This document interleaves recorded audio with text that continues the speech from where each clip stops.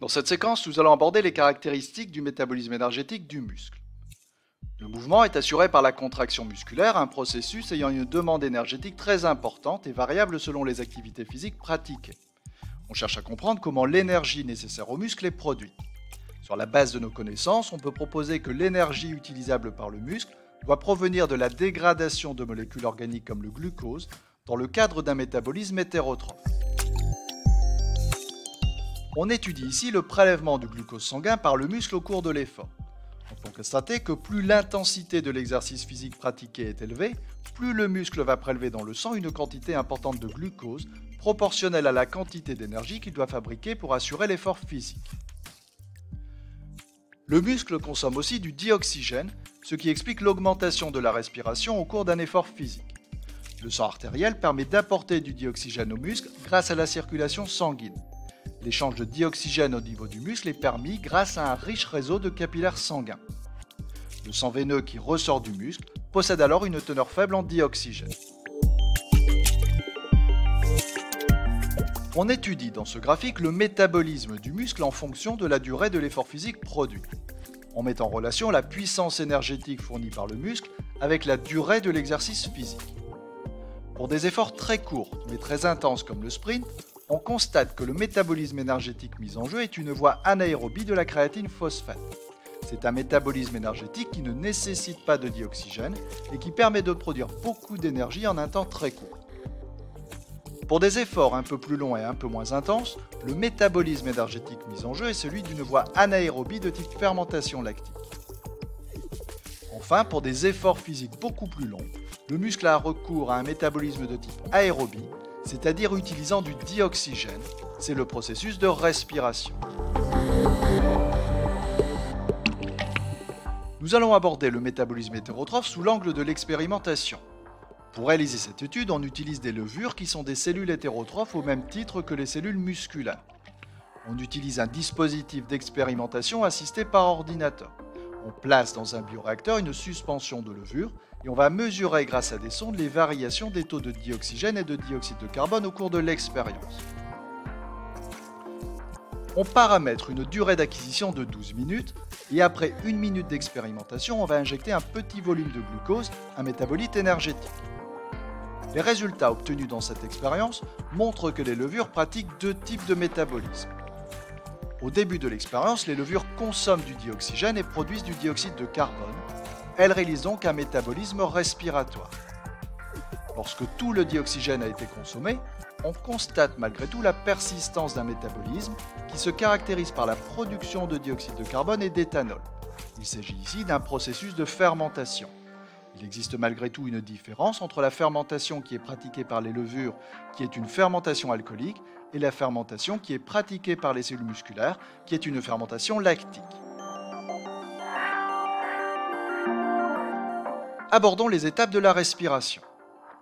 Sur ce cliché de levure observé au microscope électronique à transmission avec un grossissement de 20 000 fois, on observe une différence entre des levures à gauche cultivées en aérobiose, c'est-à-dire en présence de dioxygène, et à droite en anaérobiose, c'est-à-dire en absence de dioxygène. Les levures cultivées en conditions oxygénées possèdent de nombreuses mitochondries qui sont des organites spécialisés dans la respiration. On étudie ici l'effet de la mutation d'un gène mitochondrial chez la levure. La souche Rho+ est une souche de levure témoin, alors que la souche Rho- présente une mutation affectant ces mitochondries. On constate que l'apport de glucose déclenche une consommation de dioxygène, c'est-à-dire une respiration, chez les levures témoins, mais que l'altération des mitochondries chez les levures Rho- empêche la respiration, ce qui confirme l'implication des mitochondries dans le processus respiratoire. On étudie maintenant le processus de respiration sur une suspension de mitochondries isolées. On peut constater que l'apport de glucose à la suspension de mitochondries n'entraîne aucune consommation de dioxygène, c'est-à-dire aucune respiration. C'est l'apport de pyruvate qui déclenche la consommation de dioxygène par les mitochondries. Le glucose est donc consommé par la cellule et transformé en pyruvate, utilisable ensuite par la mitochondrie. Le glucose pénètre dans la cellule, puis il est transformé en pyruvate au cours de la glycolyse qui se déroule dans le hyaloplasme de la cellule. Le pyruvate gagne alors la mitochondrie dans laquelle il va participer à d'autres étapes de la respiration, impliquant en particulier la consommation de dioxygène.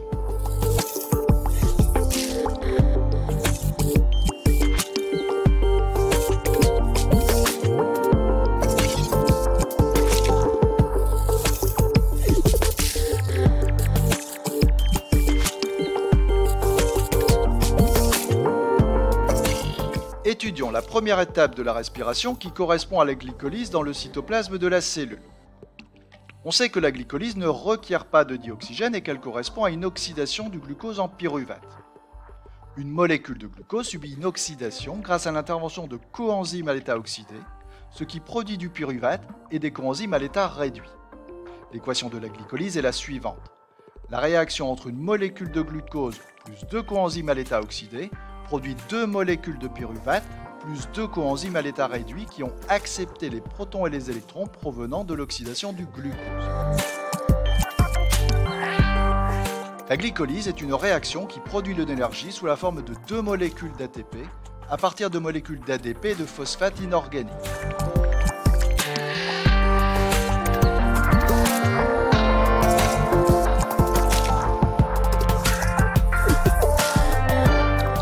Abordons la deuxième étape de la respiration qui correspond à l'oxydation du pyruvate dans la mitochondrie. La mitochondrie est un organite présent dans le hyaloplasme des cellules. On distingue les crêtes mitochondriales et la matrice. Cette dernière contient le pyruvate, les coenzymes oxydés NAD et les coenzymes réduits NADHH+. L'oxydation du pyruvate fait donc intervenir des coenzymes et se déroule dans la matrice mitochondriale. Dans cette étape qualifiée de décarboxylation oxydative, le pyruvate est totalement oxydé en dioxyde de carbone grâce à l'action des coenzymes NAD. Nous allons écrire l'équation de la décarboxylation oxydative du pyruvate. Les deux molécules de pyruvate de formule chimique CH3COCOOH vont être oxydées par des coenzymes NAD. L'oxydation du pyruvate conduit à produire du dioxyde de carbone et des coenzymes à l'état réduit de type NADHH+, ayant accepté les protons H+, et les électrons du pyruvate subissant une oxydation. Pour équilibrer cette équation bilan, on va procéder en deux temps. Dans un premier temps, on équilibre l'équation en tenant compte des atomes de carbone contenus dans les deux molécules de pyruvate, ainsi que les atomes d'hydrogène. Le recours à 4 coenzymes NAD permet la prise en charge des 8 protons des deux molécules de pyruvate, ce qui conduit à produire à la fois 6 molécules de dioxyde de carbone et 4 coenzymes réduits NADHH+.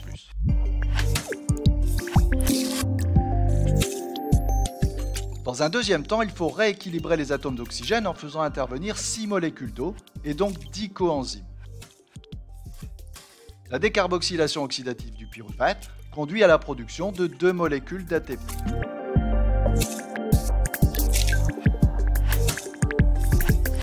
Cette décarboxylation oxydative du pyruvate correspond à ce que l'on appelle le cycle de Krebs.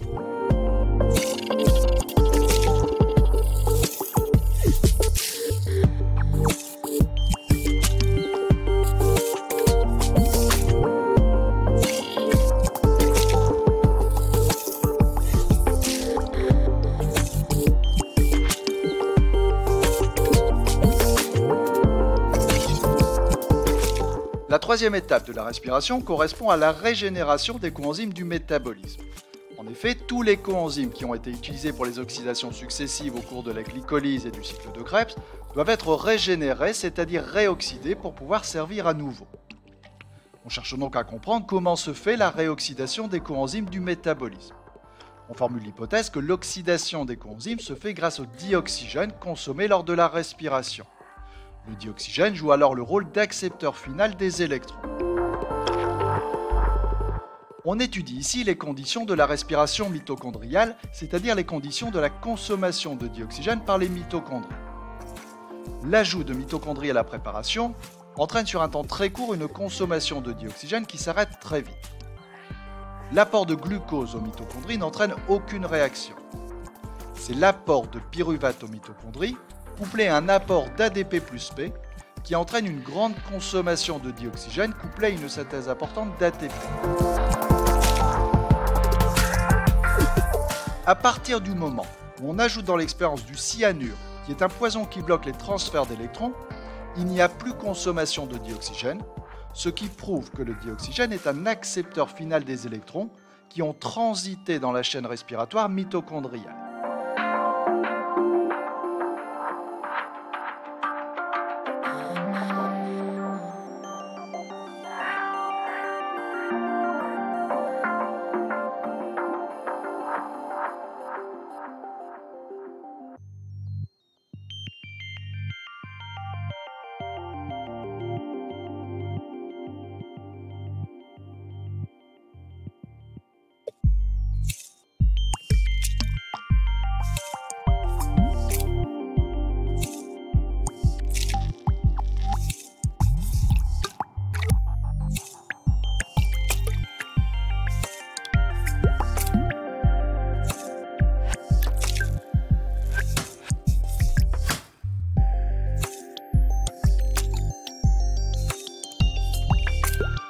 Toutes les activités physiques ne requièrent pas les mêmes besoins. Certaines disciplines sportives développent une forte puissance sur des temps très courts, alors que d'autres développent une puissance plus faible mais sur des temps beaucoup plus longs.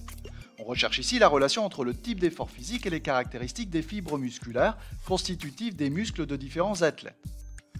On observe sur ces deux micrographies obtenues au microscope optique les cellules musculaires en coupe transversale du muscle quadriceps de deux athlètes.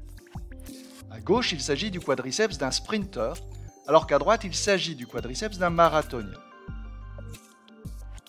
On a vu au début de cette séquence que les muscles du sprinter utilisent une voie métabolique anaérobie pour produire leur énergie, alors que les muscles du marathonien utilisent une voie aérobie. On peut constater sur ces clichés que les muscles contiennent deux types de fibres musculaires, appelées fibres de type 1 et fibres de type 2. Leur répartition n'est pas la même dans les deux types de muscles. Chez le sprinter, le muscle contient une majorité de fibres de type 2, alors que chez le marathonien, il y a au contraire une majorité de fibres de type 1. On va donc rechercher les différences fondamentales entre ces deux types de fibres qui expliquent leur adaptation à un type d'effort physique. Afin d'observer les fibres musculaires avec une plus grande résolution, on utilise ici un microscope électronique à transmission. Pour les fibres de type 1, on constate qu'elles sont riches en mitochondries, un organite que l'on a vu impliqué dans la respiration cellulaire, c'est-à-dire dans un métabolisme de type aérobie pratiqué par exemple par le marathonien, ce qui explique la richesse en fibre 1 de ces muscles. Ces mitochondries sont absentes dans les fibres de type 2, qui pratiquent donc un métabolisme de type anaérobie.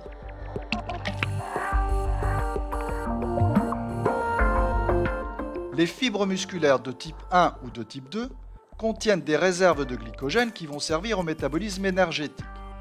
Les fibres de type 1 aérobie contiennent un peu moins de glycogène que les fibres de type 2, car elles vont aussi s'approvisionner en glucose sanguin. La richesse en ATP synthase des fibres de type 1 est liée à la présence des mitochondries fortement productrices d'ATP grâce aux très nombreuses ATP synthèses qui sont présentes dans les crêtes mitochondriales. Pour les fibres de type 2, la synthèse d'ATP n'a lieu que dans le hyaloplasme au cours de la glycolyse puis de la fermentation ou de la voie de la créatine phosphate. On peut revoir sur ce graphique les trois grands types de métabolisme énergétique pratiqués par le muscle avec la voie anaérobie lactique de la créatine phosphate, la voie anaérobie lactique et la voie aérobie.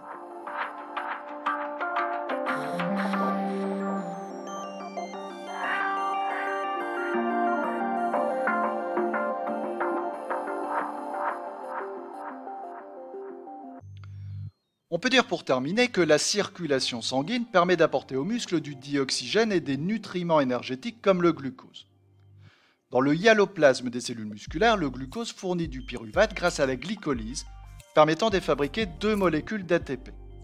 Selon le type d'effort physique, le pyruvate peut servir à produire de l'énergie par l'intermédiaire d'une voie métabolique anaérobie comme la fermentation lactique, ou une voie aérobie de type respiration.